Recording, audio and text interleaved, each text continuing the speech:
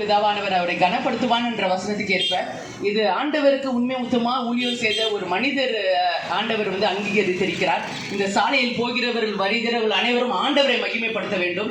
ஏன்னா இது ஒரு சாதாரணமான ஒரு மனிதரை ஆண்டவர் அசாதாரணமாய் பயன்படுத்தி இருக்கிறார்.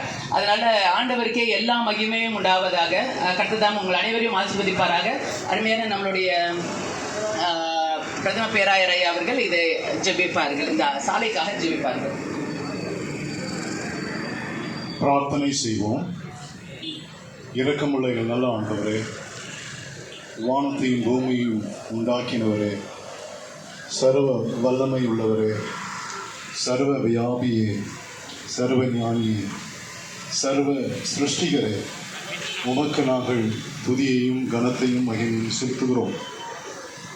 எங்களுடைய இந்திய சுவிசேஷ திருச்சபையின் வரலாற்றிலே எங்களுக்கு நீர் கொடுத்த மாபெரும் இறைப்பணிகள், சமூக பணிகள், நலிந்தோருக்கான இறைப்பணிகள், ஒடுக்கப்பட்டோருக்கான நல்ல சமூக பணிகள், இவை எல்லாவற்றையும் தொன்று தொட்டு செய்து வர நீர் அருள் பொருந்தீர். அதற்காக நீர்கள் கொடுத்த நல்ல அரசு இயக்கங்களுக்காக, தலைவர்களுக்காக, அமைச்சர்களுக்காக, நிர்வாகத்தை அருமையாய் செய்து வந்தவர்களுக்காக உங்கள் ஸ்தோத்திரம்.